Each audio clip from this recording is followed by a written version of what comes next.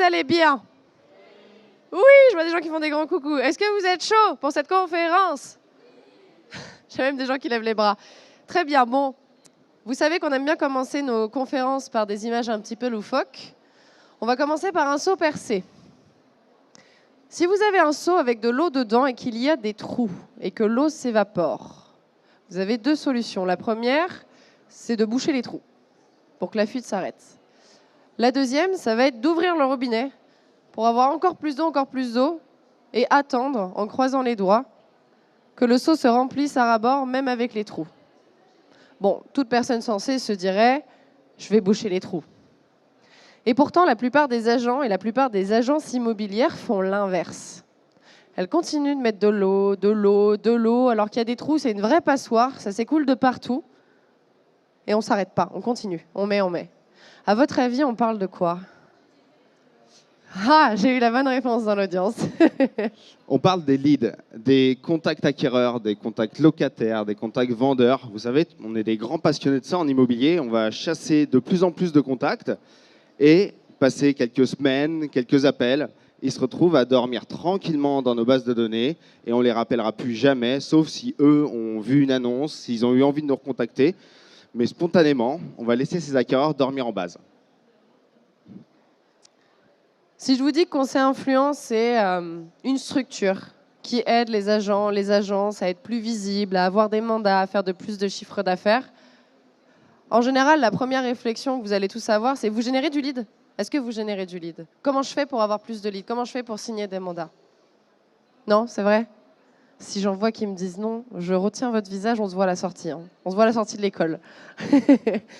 Ça, c'est ce que la plupart des gens nous ont dit. Et on va avoir un exemple après, concret, avec une agence immobilière qu'on a accompagnée, justement, qui a commencé avec cette phrase.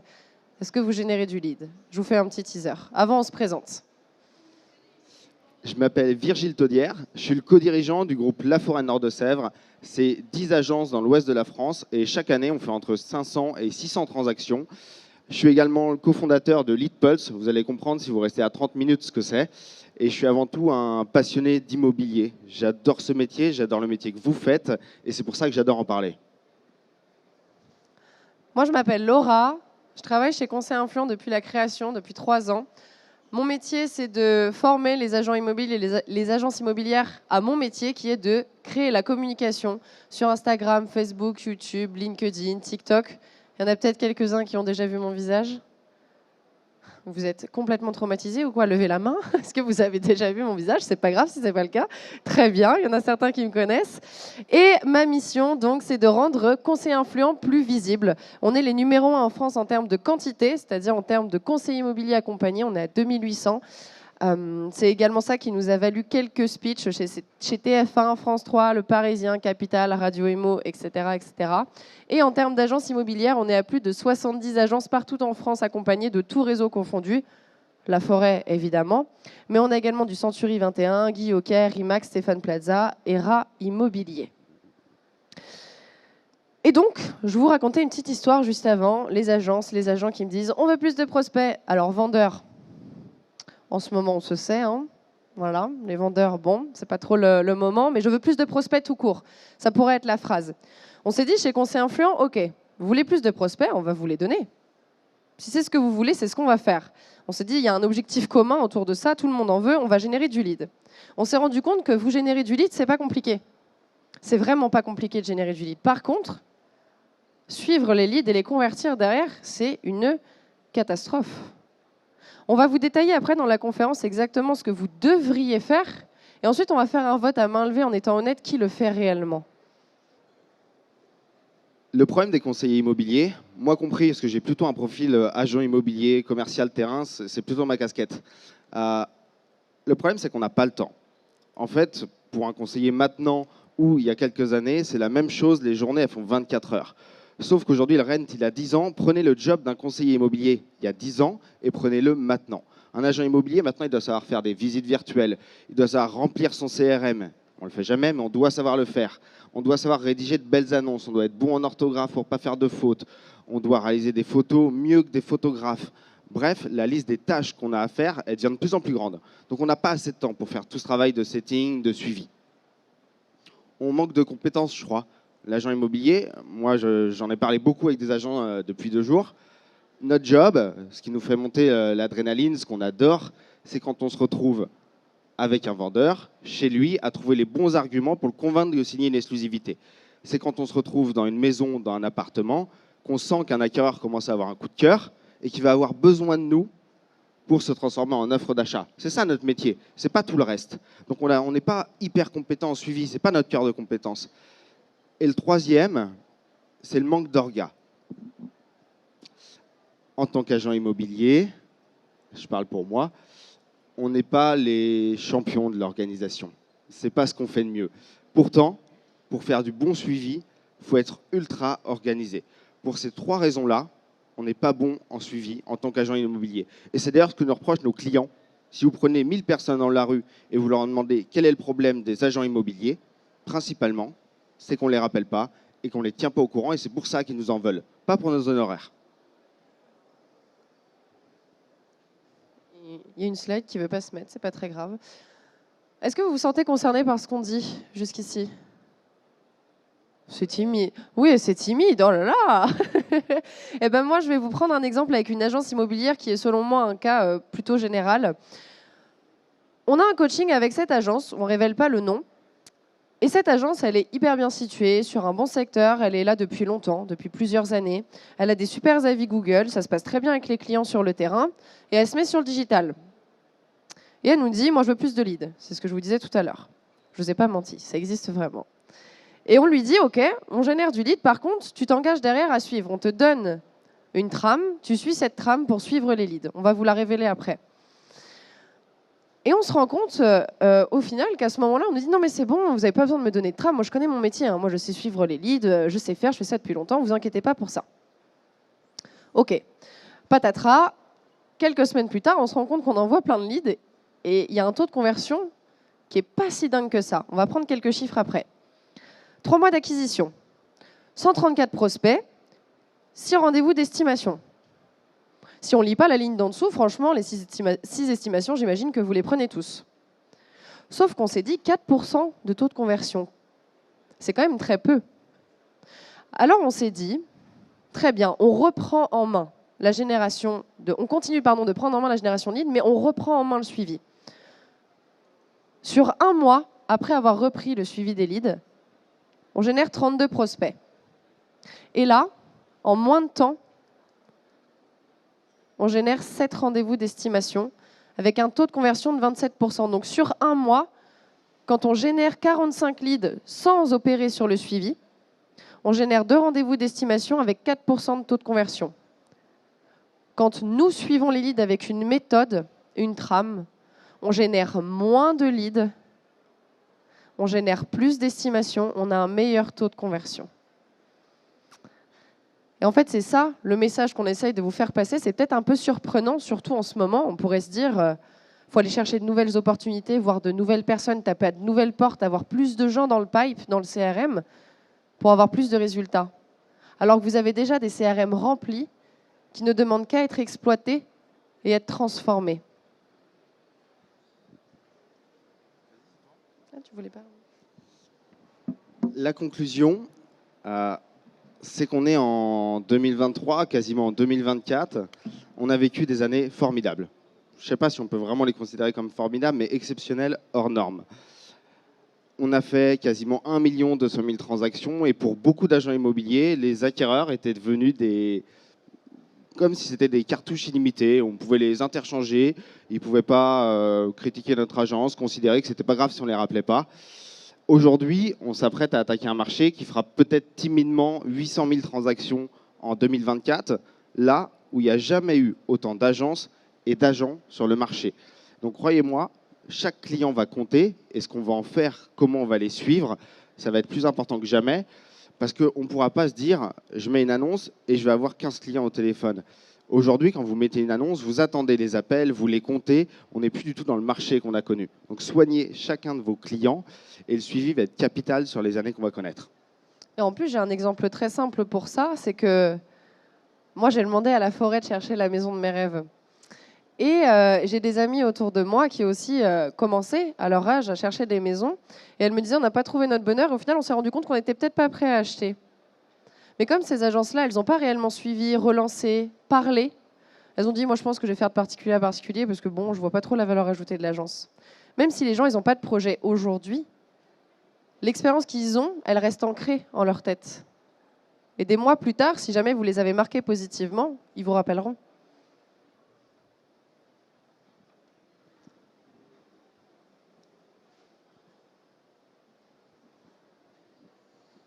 Il y a 3 erreurs qu'on a remarquées qui sont les plus courantes avec cette agence immobilière.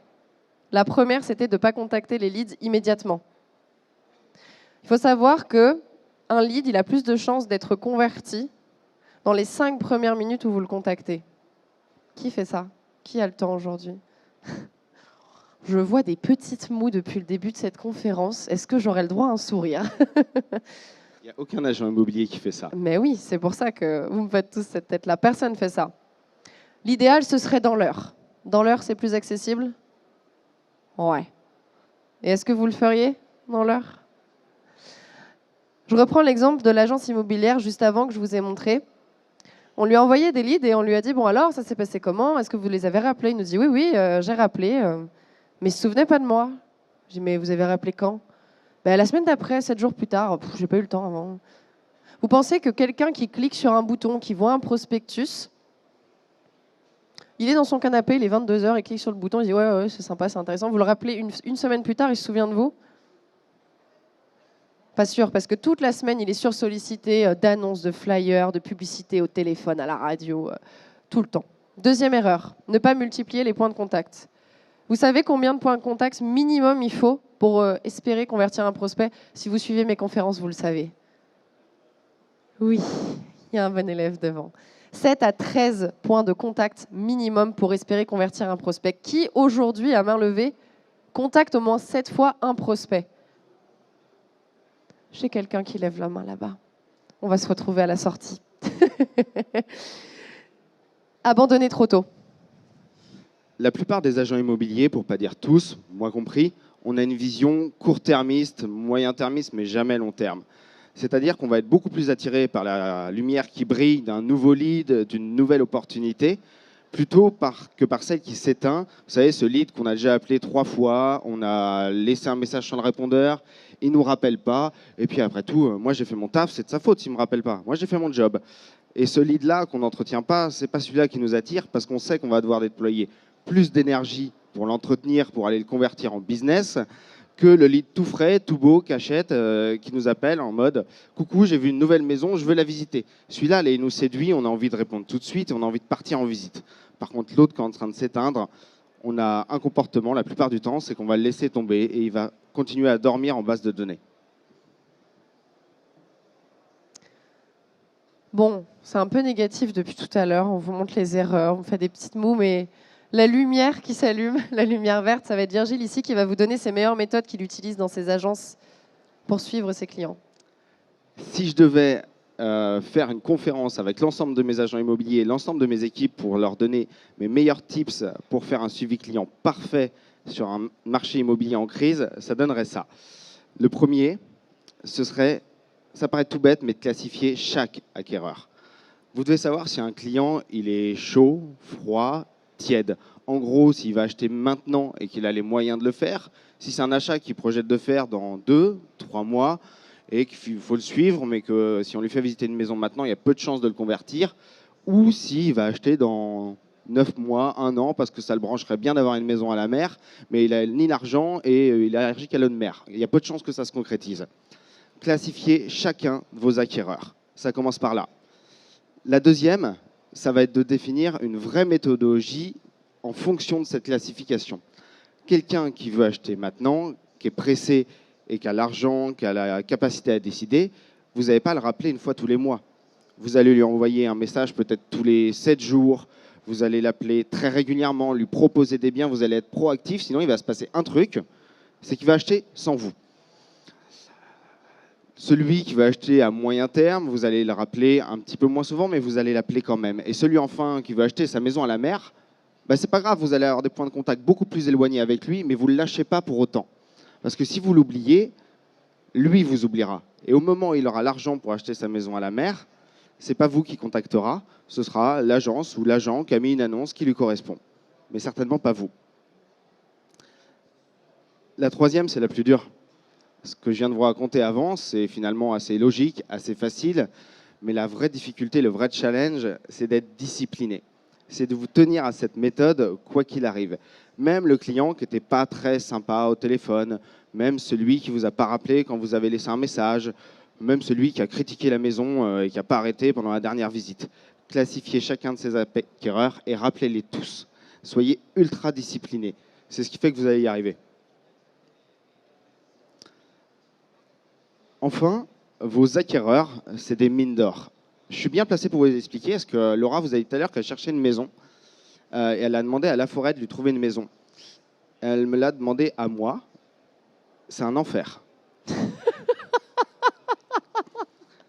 Sympa. Hier, pendant la conférence, je me fais traiter de nulle et aujourd'hui, c'est un enfer d'être avec moi. C'est super. Je vous explique pourquoi c'est un enfer. Elle m'écrit entre 3 et 5 messages par jour. Pas pour me parler de la pluie et du beau temps, hein, juste pour me parler de ses maisons. Et elle m'envoie des photos d'annonces, elle me dit ce qu'elle a visité, ce qu'elle en a pensé. Bref, je suis au courant de toute sa recherche. Parce que Laura, c'est un prospect chaud, elle a besoin d'acheter maintenant, c'est urgent pour elle. Donc j'entretiens un lien hyper serré avec elle.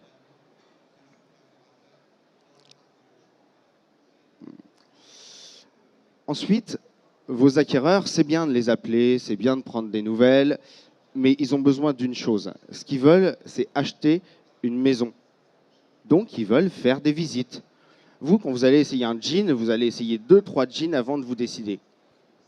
Et nous, on critique des acquéreurs parce qu'au bout d'une visite, ils n'arrivent pas à prendre une décision tout de suite.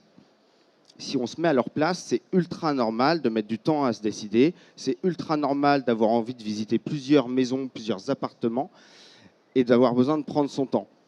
Ce que vont attendre vos clients, ça va être que vous leur proposiez des biens. N'attendez pas qu'ils vous appellent pour l'annonce que vous avez mise en ligne. De toute façon, 7 fois sur 10 en moyenne, les gens achèteront une maison différente que celle pour laquelle ils ont appelé. Autrement dit, si ce n'est pas vous qui la proposez, c'est un autre agent immobilier qui fera le taf.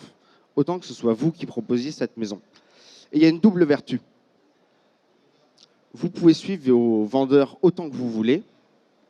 Les vendeurs, ce qu'ils veulent voir, c'est que vous travaillez. Sinon, au bout de 3 mois, vous allez perdre votre exclu et ils vont la mettre en mandat simple ailleurs, même si ce n'est pas la bonne solution. Mais un vendeur, c'est très binaire. Vous pouvez lui envoyer des stats, des rapports, ce que vous voulez. La preuve de visite, de travail, pour lui, ce sera les visites. Visite égale travail. Donc, même si ça ne matche pas à chaque fois, donnez la chance au produit. Proposez des biens à vos acquéreurs, emmenez-les en visite. Votre vendeur sera content parce que vous proposez son appartement et votre acquéreur sera content parce que vous lui proposez des biens.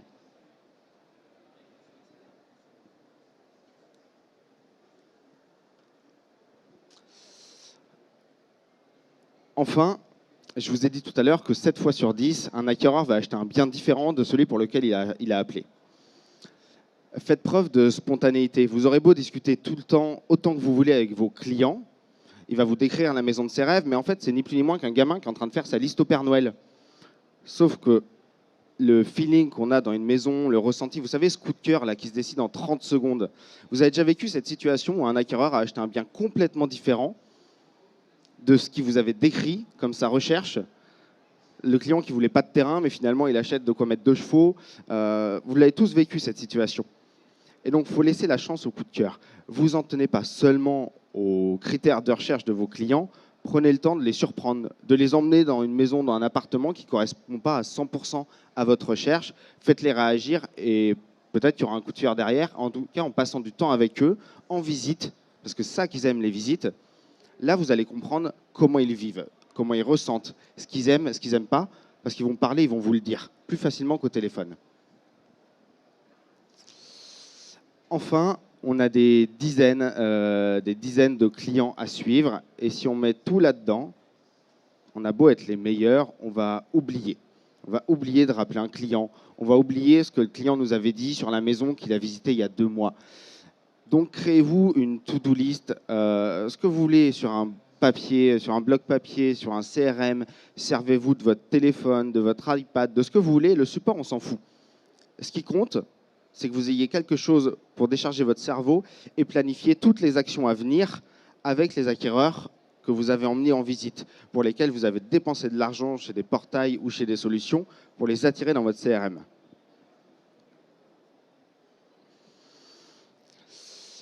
Quand vous travaillez, je ne sais pas si vous avez déjà bossé sur un bureau sale, en bazar, sur lequel vous ne retrouvez pas le crayon de la bonne couleur, que vous n'avez plus de feuilles propres, bref, c'est le bordel complet.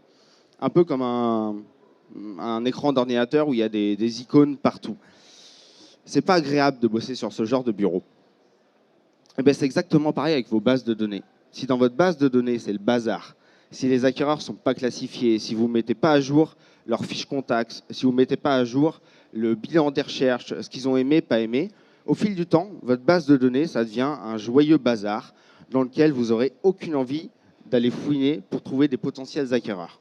Donc, nettoyez et entretenez votre base de données. La nettoyer, c'est simplement la mettre à jour. Et enfin... Arrête de me regarder comme ça, je sais que tu vas me citer. Oui.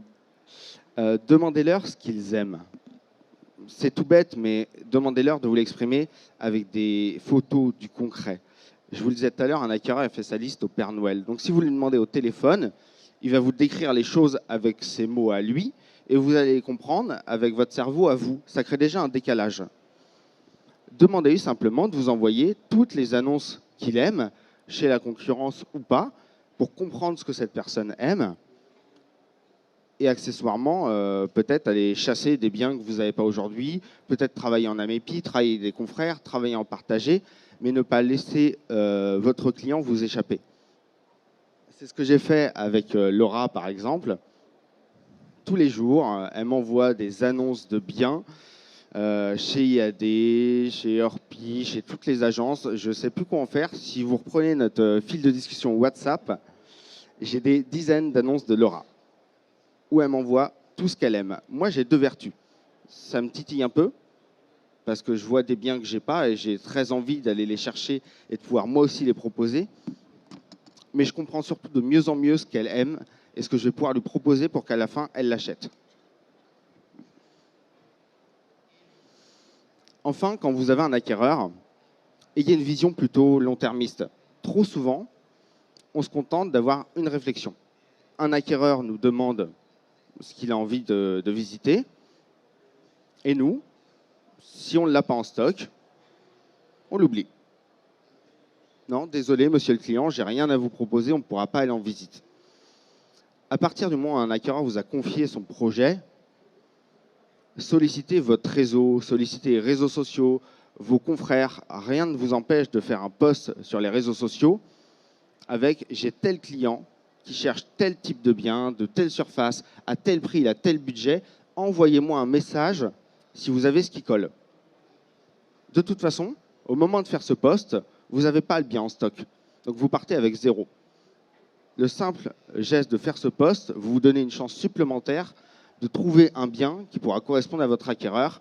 Et si ça ne lui correspond pas, vous vous donnez une chance de rentrer un bien dans votre stock mandat que vous pourrez proposer à d'autres clients.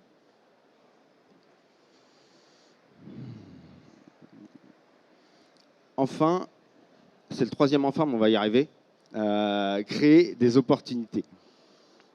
Je vous disais qu'on est trop court-termiste, on n'est pas assez proactif dans notre manière de traiter nos acquéreurs. On a un acquéreur qui cherche un bien, si on n'a pas ce qu'il faut en stock, bon, on ne visite pas. Moi, je ne suis pas certain que tous les biens qu'on a dans notre base de données, que vous avez été estimés, tous les prospects que vous savez qui ont un bien à vendre mais qui ne vous l'ont pas confié, je demande à voir si vous les appelez, vous leur dites « Bonjour Laura, j'ai un client qui a un budget validé, qui cherche une maison comme la tienne. Est-ce que tu es d'accord qu'on fasse un mandat de recherche juste pour aller la visiter une fois? Ton bien correspond et elle a le budget pour l'acheter. » Je ne suis pas certain que vos prospects refuseraient ce type de visite. Et pour autant, ce n'est pas aussi engageant qu'un mandat de vente, mais ça vous donne une chance supplémentaire de vendre et de trouver un bien pour votre client. Je vous donne un exemple chez Conseil Influent. Alors juste en parenthèse, vraiment je passe pour un tyran, je vous jure, je suis hyper sympa avec Virgile en vrai. Un exemple chez Conseil Influent de suivi, je vous parlais de 7 à 13 points de contact. Jour J, je reçois le prospect, j'appelle le plus rapidement possible dans les 5 minutes. Dans l'heure, je vous l'accorde. Si j'ai pas de réponse, je laisse un message vocal.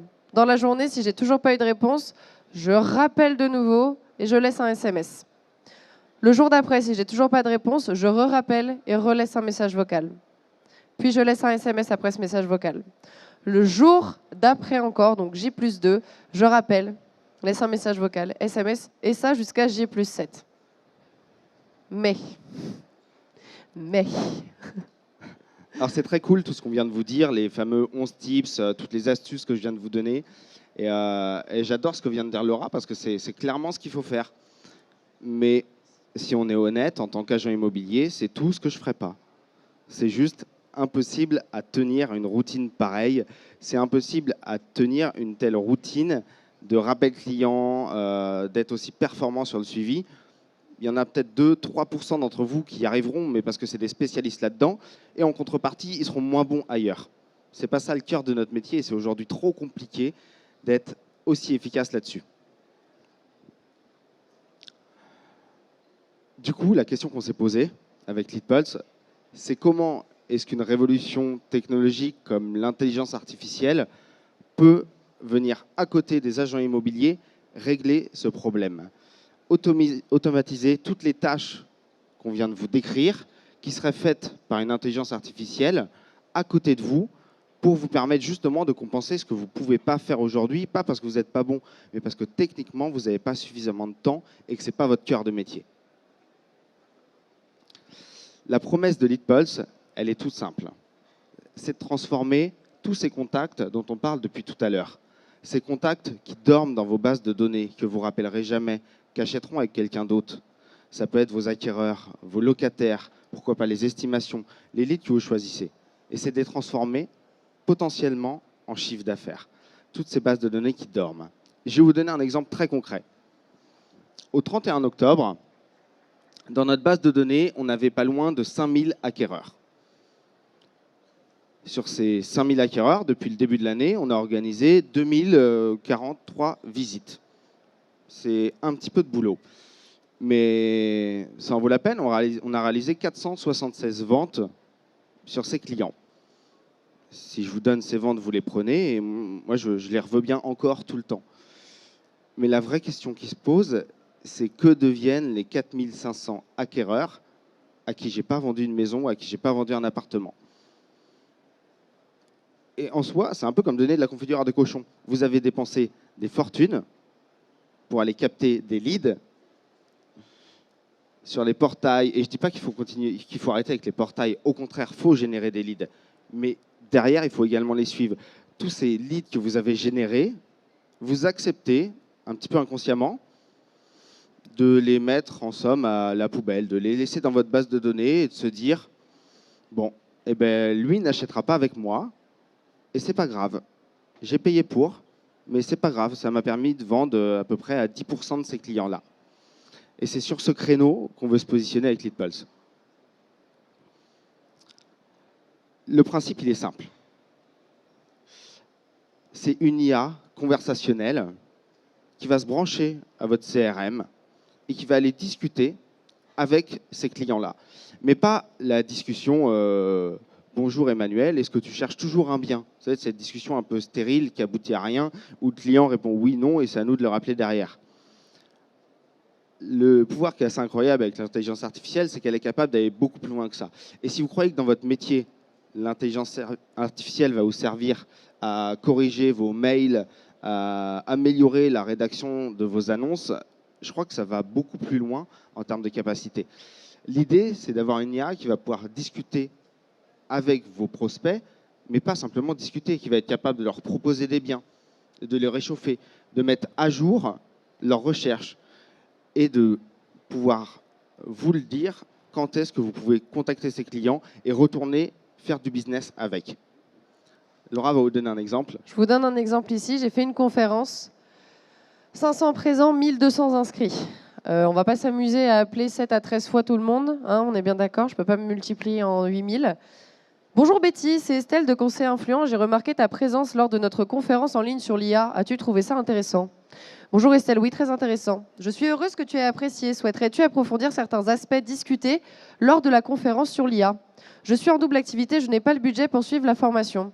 Je comprends, mais des paiements mensuels sont possibles pour le club privé. Cela permet d'échelonner les frais selon ton budget, ça t'intéresse? J'ai vu que vous proposiez en 3 fois, sachant que je paye actuellement ma formation IAD, cela reste trop élevé pour moi.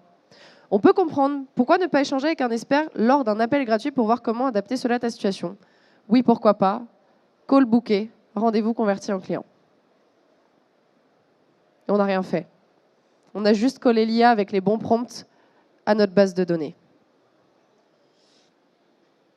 Voilà comment on pense qu'on peut transformer ce saut percé que sont les agents et les agences immobilières pour arrêter de dépenser un maximum d'argent pour aller chercher des nouveaux leads, des nouveaux leads, des nouveaux leads, mais commencer par le début. Aller s'occuper de tous ceux qu'on a en base. Et c'est la promesse de LeadPulse. Si vous avez envie de savoir comment est-ce que ça marche, comment est-ce qu'on fait, eh ben, je vous donne rendez-vous dans 10 minutes au stand C7 et j'ai été ravi de vous expliquer tout ça aujourd'hui. Merci beaucoup.